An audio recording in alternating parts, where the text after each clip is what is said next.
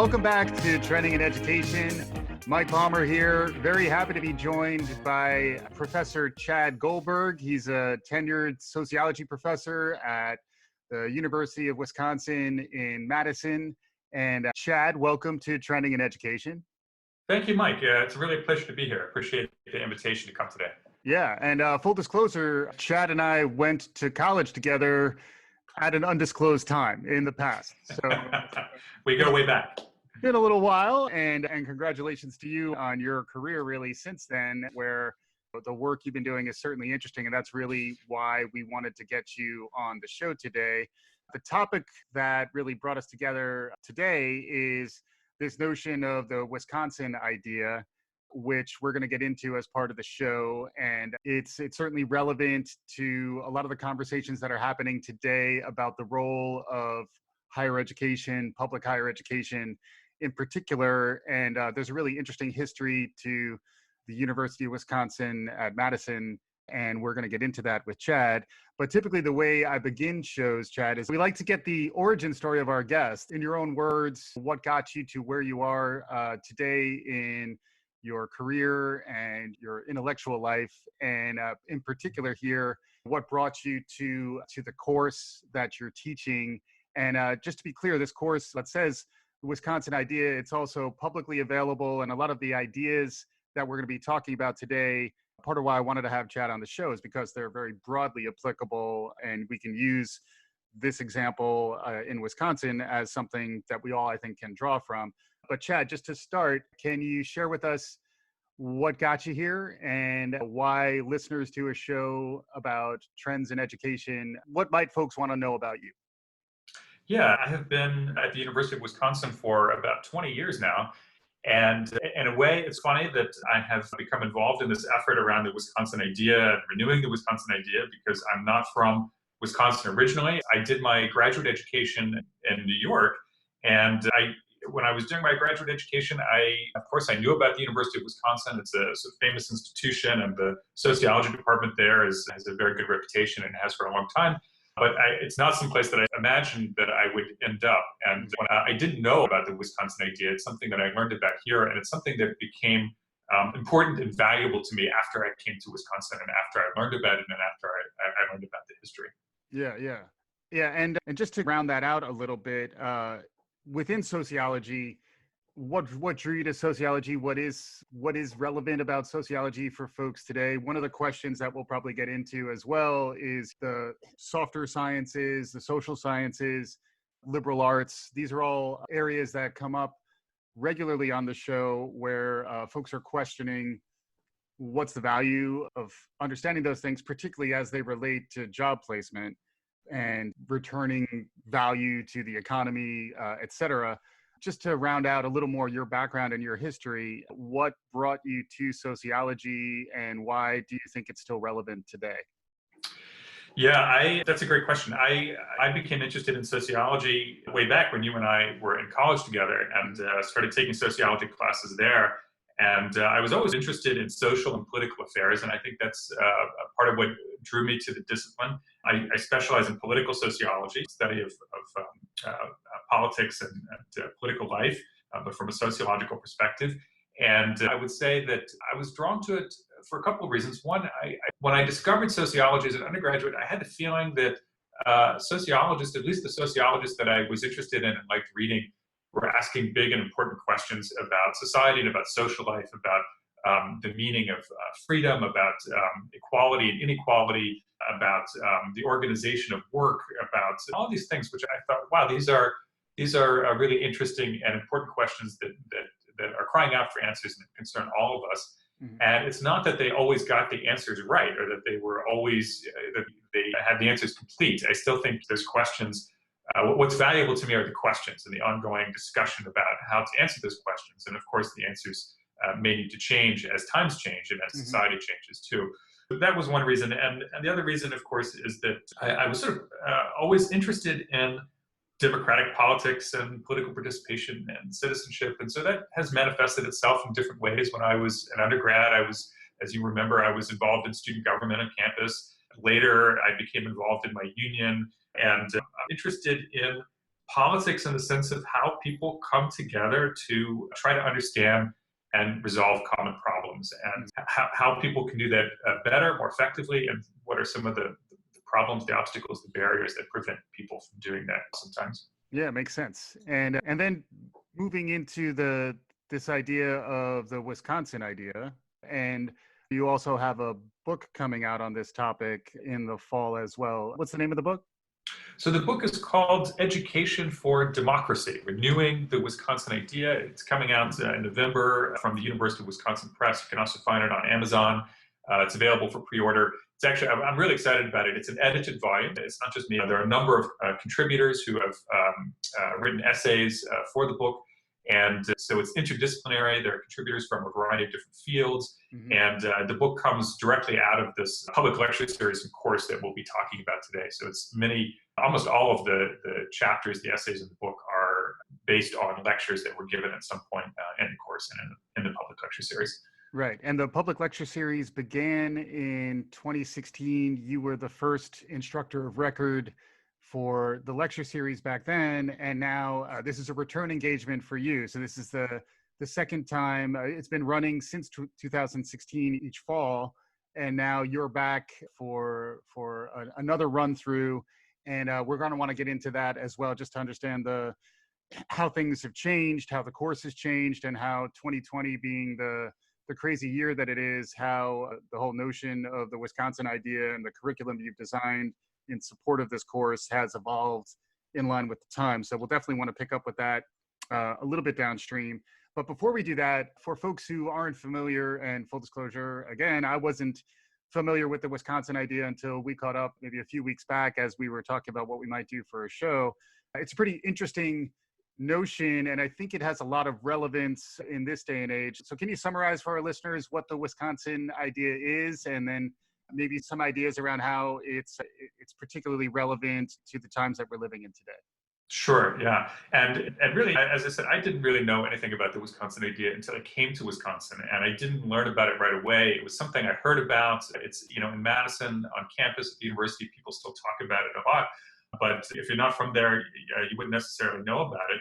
It's a bit of an irony because 110 years ago, it was nationally celebrated. There was a book that University of Wisconsin graduate and civil servant, a guy named Charles McCarthy, wrote that came out, was published in 1912, called The Wisconsin Idea, which explained it for the whole country. And Teddy Roosevelt wrote the preface and introduction to the book, praising what was going on in Wisconsin. He was very excited about what was happening in Wisconsin, and urging Americans all over the country to pay attention to what was happening in Wisconsin and try to learn from what was happening in Wisconsin. But it is a kind of, it's an idea that has a long history. It goes back at least to the early 20th century, and some people have traced it back even further to one of the early presidents of the university toward the end of the 19th century. But I would say at its most basic, it is an idea that is focused on the public service role of the university, and emphasizes this very strongly, that the University of Wisconsin as a public university, its a reason for existence, its primary reason for being, the reason why it gets public support is because of the many ways that it serves the public or tries to serve the public. And I would add to that, one of the things that I think arguably distinguishes the Wisconsin idea from other public service missions, because you see this sort of thing a lot with land grants or public universities. Many of them imagine or conceive of public service as a very important part of what they do. So Wisconsin is not unique in that way, but maybe one thing that distinguishes Wisconsin and the Wisconsin idea, and something that I argue in this book that you mentioned, I think in Wisconsin, the notion of public service always had this democratic emphasis, this democratic conception, and that's why the book is called Education for Democracy. The idea was that the university was not just serving the public, as important as that is, but as the historian Frederick Jackson Turner put it, it was serving democracy. And so one interesting and important question is, how does a university serve democracy? What does that mean? And how can that best be done? Yeah.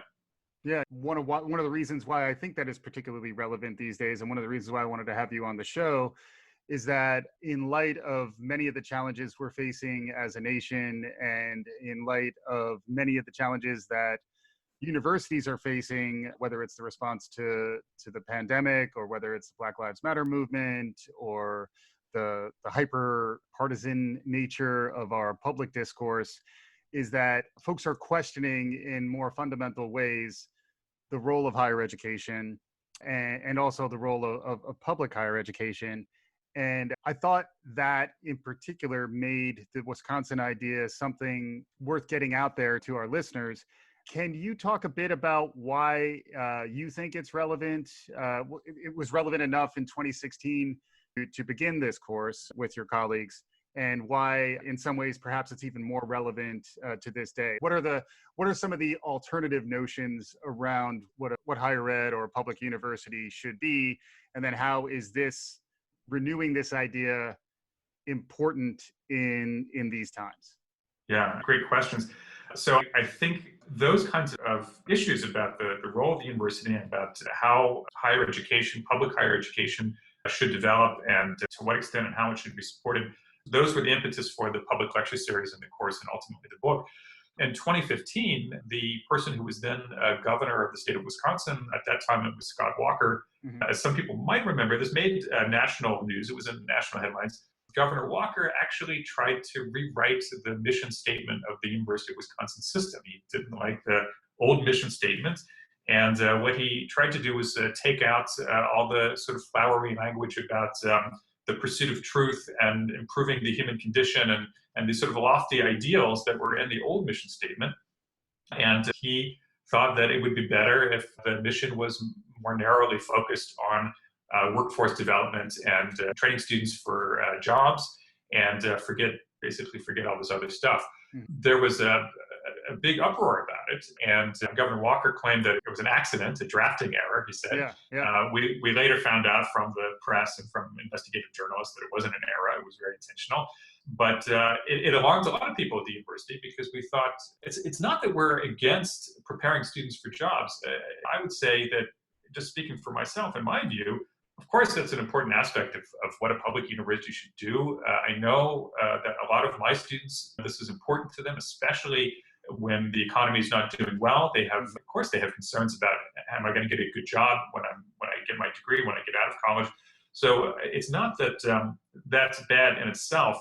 I think what a lot of us were concerned about was that the role of the university would be narrowed to only that. And so it would preclude all the other ways that historically the university has tried to serve the public and serve democracy. And at the very least, we thought if that's the direction that we're going to go in Wisconsin and other states as well, we should at least have a vigorous public discussion about this. Is this really the direction we want to go in? What are the alternatives? Is there another vision, another conception of the university's role that is worth defending? And we found that we weren't really having that public discussion, that these changes were being pushed through without it. And so part of the impetus for the public lecture series and the course was to try to spur that discussion and really raise those issues in a way that they wouldn't just be decided by politicians or university administrators, but would really be a subject of debate and conversation among all the people of the state. Yeah, and in some ways that's true to your origin story as well, where these questions may not have answers, but having that discussion, and in this case in particular, a public discussion, not just something that is insular to the academic community. This course is both for credit for Wisconsin students, but it's also something that is publicly available, and that is something that we will share out as part of this podcast too. If folks want to hop in and they want to understand what's happening through this conversation, it's designed to be a public engagement around these topics. Absolutely, yeah. And anybody in the world can actually go to our website, and it's easy to remember. It's www.wiscidea.com, WISCIDEA.com. It'll take you to the website for the course and the public lecture series. What you will find there are recordings of all of the public lectures that have been given since 2016. We're continuing to add recordings this fall for this fall's lectures. And other information about the course in the public lecture series. And of course, the lectures themselves, this fall, we're doing something different because of the COVID-19 pandemic.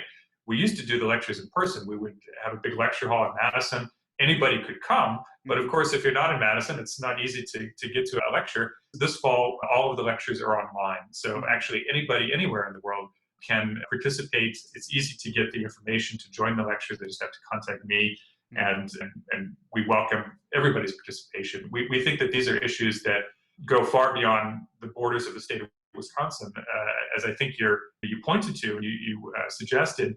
These are issues that certainly all the states and the United States are facing. We've had these discussions and debates about public education coming up in places other than Wisconsin. There's similar kinds of questions, similar kinds of debates. And I think also in other countries. Other countries are also experiencing now some disagreements and debates about public education, higher education there as well.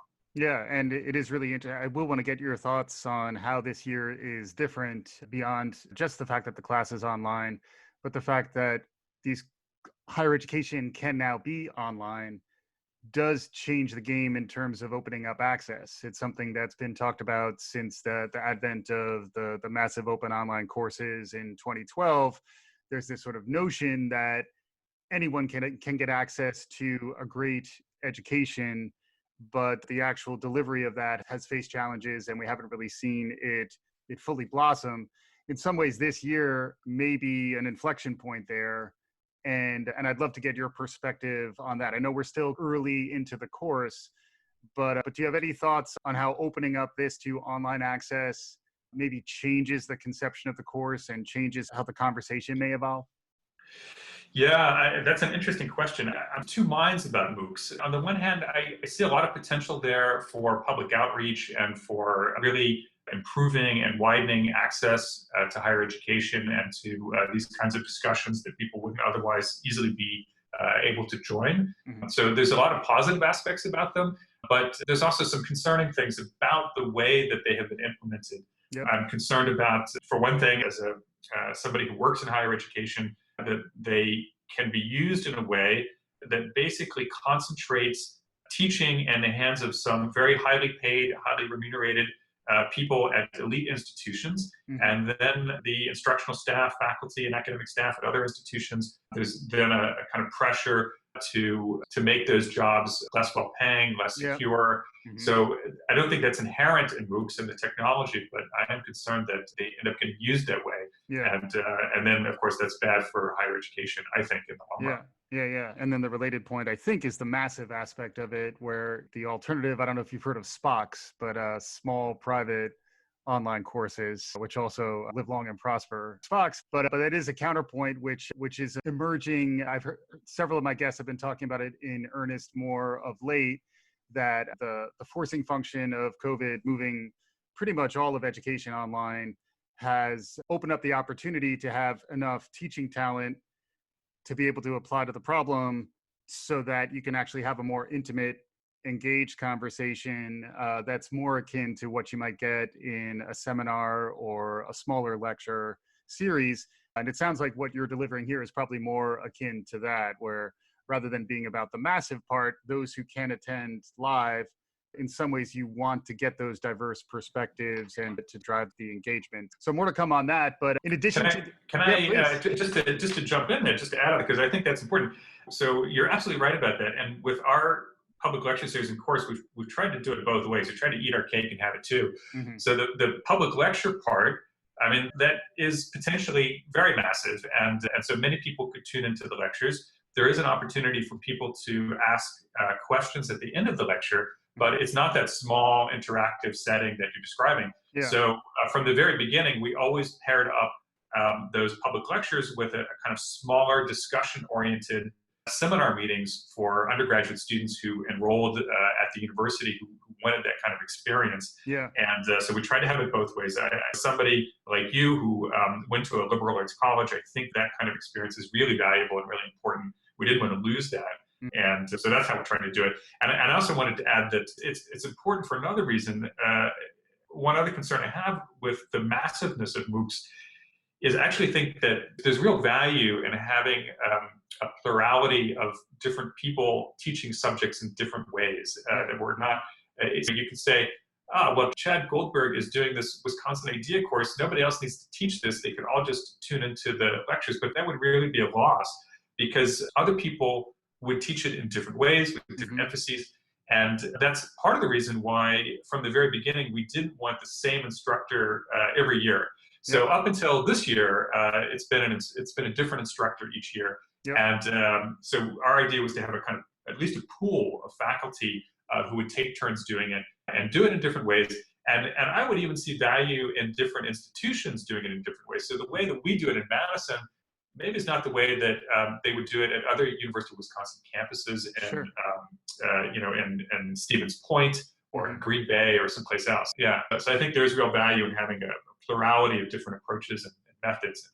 So on. Yeah, I think that makes a lot of sense. It reminds me of a lot of the research we've talked about on this show around diversity, and getting diverse perspectives to any group process is generally going to make it more effective. So rather than saying, it's almost like the Khan Academy, which is really interesting in a lot of ways. When it was really exclusively Sal Khan was when I think it ran the risk of what you were describing, where it becomes really one person does it, and that's the only voice that we hear. And a lot of the research that we've seen really in organizational psychology and in a lot of group process is that you do want to be exposed to diversity of thought. And in some ways that is a challenge, getting back to the point I was making before around the divisiveness and the filter bubbles and echo chambers that many of us are living in these days. In some ways that runs counter to the notion of public discourse that I know is very foundational to the Wisconsin idea and to the way in which you and team have been delivering it.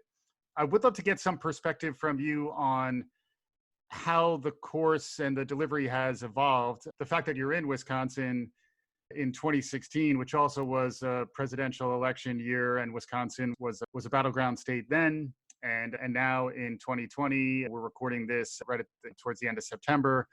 Things are really heating up in terms of the U.S. presidential election and the rancor there. In addition, there's you're not far from Kenosha, Wisconsin, where Jacob Blake happened, and everywhere in the world is facing the challenges of the pandemic and the social distancing and sheltering at home. So do you have any perspective as the course is getting underway for the second time? First, just in terms of the evolution of the course itself, but then secondly, in terms of the exigencies of 2020, how is that informing your thinking, and how is that informing how the course is progressing, at least so far? Yeah, I do have some thoughts about that. As you say, Wisconsin wasn't always this way, but in the past 10 years, Wisconsin has become very polarized politically, very divided, and mirroring trends in the rest of the country, I think. It is odd because before 2010, Wisconsin didn't have that reputation. There were, of course, political differences. There were Democrats, Republicans, but I think there was just less divisiveness and less polarization, and a bit more bipartisanship to try to work out solutions to common problems. That was always historically more in the Wisconsin tradition. And when we developed the course in 2016, the course was being developed when the state was in the midst of a series of pitched battles around various, I would say, transformative policies that Wisconsin Republicans were pushing through the legislature. At that time, the party basically had control of all branches of government. It controlled the governor's office, both houses of the state legislature. There was a conservative majority in the state Supreme Court. They were really able to accomplish everything that they set out to accomplish, even things that sparked a lot of public opposition, including, if the listeners maybe recall this way back, one of the very first things that Scott Walker did as governor was to push through a pretty radical reform of labor law, and Wisconsin was a pioneer in granting collective bargaining rights to public sector employees, and legislation that Governor Walker and Wisconsin Republicans pushed through early in Walker's first term really eviscerated those collective bargaining rights for public sector employees. And of course, that set a precedent for people in other states, for politicians, governors in other states who have also tried to do similar things. We were aware of this context, but we didn't want the course to be politicized. That was actually really important to me. And I was part of a group of people that was deeply involved in developing the course from the very beginning. And I felt very strongly about this. We didn't want the course to be partisan or politicized. We thought that actually would not be in the spirit of the Wisconsin idea. And so for that reason, for instance, I always opposed the idea of inviting politicians from either party to deliver the lectures. There were sometimes suggestions, why don't we get this Mm-hmm. political official or that political official to give a lecture.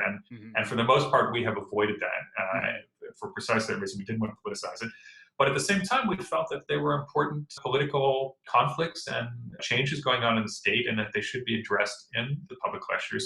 In that first year, we did have a number of lectures from people inside and outside of the university analyzing some of the changes that were going on politically in the state, the reasons Yep. for that, the likely consequences, and so on. Mm-hmm. And I think that was the right way to do it. Now, coming back 4 years later, you're right that the political context is different once again. It's not that Wisconsin has become less polarized, probably more so. We have a divided government now. We have a Democratic governor, and the Republicans still control the legislature, and the conservatives still have a majority in the state Supreme Court. But other issues have risen to the fore. And when I and others were planning the lectures for this fall, we thought it seems to be the central issue is going to be the COVID-19 pandemic. So we included a lot of lectures about the Wisconsin idea and public health, or the role of the university and public health. As we were finalizing the lectures, of course, the Black Lives Matter movement, it's not that it began then, of course, it had been going on for a long time, but really gained a lot of publicity. It really exploded in the streets. There were demonstrations. They were reaching more people were involved. There was a sense of outrage about George Floyd, and again, not to say that there was no outrage about previous killings, but somehow something seemed to have changed with the development of the movement. And then we started to scramble, thinking this is also hugely important. Mm-hmm. This is really at the top of many people's concerns. It's a hugely important public issue. So we tried to include a little bit what we could, as much as we could, this fall about that. We have a lecture that I'm very much looking forward to later in the semester about sort of inclusion in the Wisconsin idea, and this issue of who got left out of the early conceptions of the Wisconsin idea. To what extent have those groups been included? To what extent do we have more work to do to include those groups? And I think that's really important. I would like if we had been able to do more of that. The problem is that there's always a bit of a lag in terms of when you plan the lectures, and then sometimes current events overtake what you've planned. And that Mm-hmm. happened to us a little bit this fall. Yeah, but it's still an evolving conversation, and it is a place where you are looking to engage a broader set of perspectives. And I think duly noted on the point about not making it overly politicized or partisan, because it does seem like that is consistent to the ideals originally espoused around this idea, and really some of the aspirations perhaps for renewing this notion.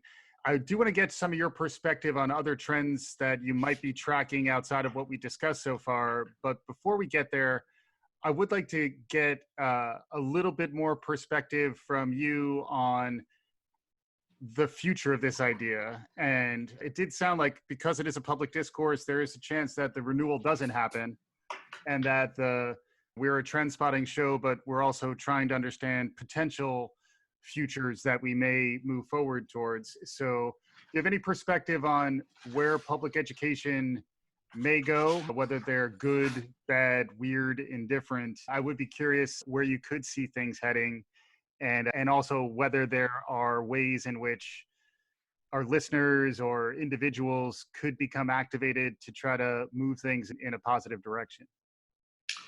Yeah, I do have some thoughts about that. I will answer the question, but I also just want to add quickly that in regard to the sort of avoiding making the public lecture series, of course, partisan or politicized, I should have also said that not only did we think that was a bad idea, but we actually can't do that. Mm-hmm. We can't do that because of state law and university policy that prevents university employees. We cannot use public resources, university resources, to advocate for a party or for a candidate or an official. And I think that those are good laws and policies. Those are a legacy of progressive reforms from decades ago, Mm-hmm. and I think those are good laws and policies. Sure.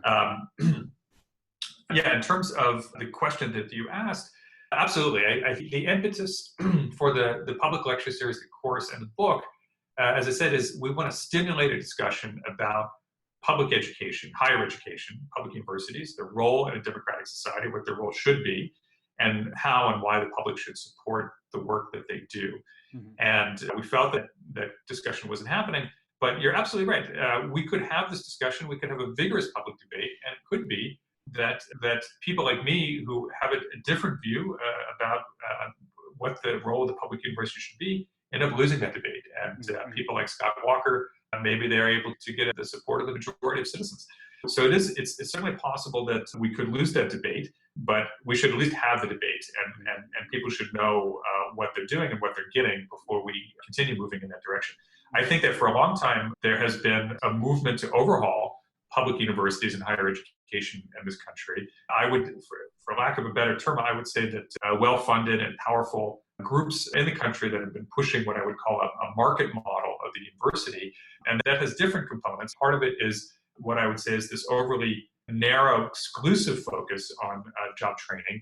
Another aspect of that is taking a managerial approach to the internal governance of universities, putting aside traditions like in Wisconsin, we have a tradition, as other public universities do in other parts of the country, of university governance being shared among different stakeholder groups, faculty, students, and others. And the idea that those groups should have some influence, some say in how the university is governed.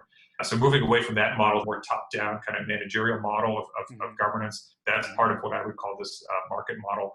Yeah. There was a documentary film that came out a few years ago that your listeners might know, a movie called Starving the Beast, which really did a very nice job of illuminating some of these trends, some of the groups behind them, and some of the ideas behind these trends, why some people think that these are good ideas and why they think that the university should move in that direction. But that, I think, is what people like me are up against.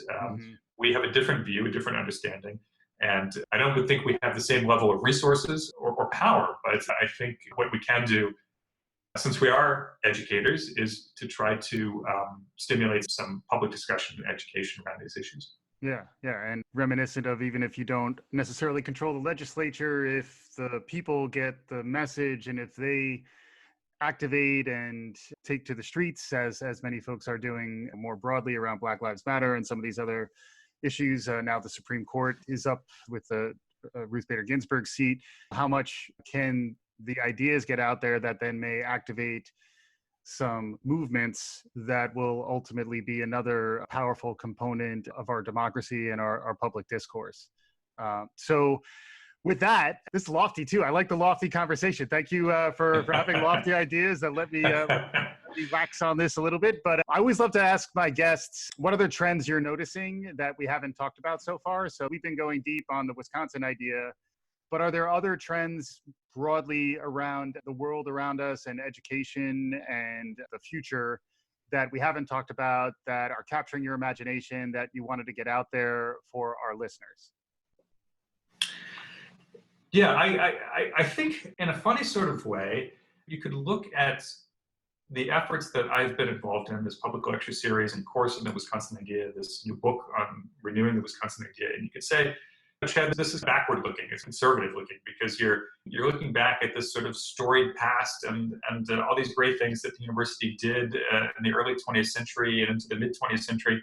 The book covers a lot of that, covers a lot of the ways that the university has tried to serve the public and serve democracy through the course of the 20th century. And you can say, look, times have changed. You want to go back to the past and we need to move forward. But I actually don't think that the book is conservative in quite that way.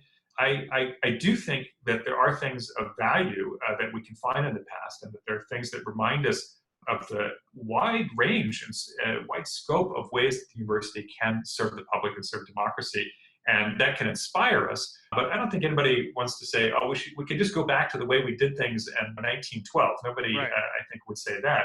That's why the book is called Renewing the Wisconsin Idea, and not conserving or preserving the Wisconsin idea. Right. One of the conclusions that I've come to as a result of my involvement in these efforts is that as valuable as the past is as a source of inspiration, it would be a mistake to think that the Wisconsin idea is something static, that it was invented by some guys in 1912, and it's been the same ever since, and it's just a matter of clinging desperately to it and holding on to it.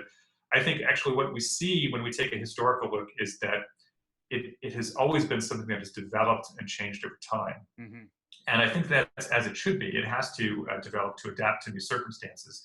And so for me, the question is, what are good ways of adapting, good ways of developing and changing, and what are ways that maybe we should be a little more skeptical of that distort the original meaning or the original inspiration for the Wisconsin idea, that basically use the slogan for things that are not very consistent with that early inspiration. And but nevertheless, I do think it's an idea that needs to be renewed and not merely conserved. And I mentioned one other way that I think that's true, and this is something that is covered in some of our public lectures over the past few years and in the book. We should be forthright about acknowledging, as some scholars have pointed out, that 110 years ago, the people who developed the Wisconsin idea, they had a much more narrow view of who it was that they thought the university and the state government should be serving. Hmm. And there were a lot of groups, racial minorities, women, Native Americans. There are a lot of groups that were left out of that early vision of the Wisconsin idea. Yeah. And one of the things that we've been thinking and talking about, and this obviously has a connection with Black Lives Matter, is to what extent has it become more expansive, more inclusive over time, and how can we make it more so in the future? How can we make sure that there aren't important groups, important voices that are getting left out of these lofty ideals and lofty aspirations about serving democracy and serving the Yeah. public good? Hmm. It's great, but if there are important groups that are getting left out of that, that defeats the purpose, right? So that's another way in which I'm interested and hopeful about new directions for the future. That one of the directions should be that we continue to work to make this a more inclusive idea. Yeah, build a more perfect union and build a more perfect public university while you're at it is all very much in line with the Wisconsin idea and the work that you've been doing, Chad. Thanks very much for joining us, Chad. It was an amazing conversation. Really appreciate you coming, and I appreciate the work that you're doing.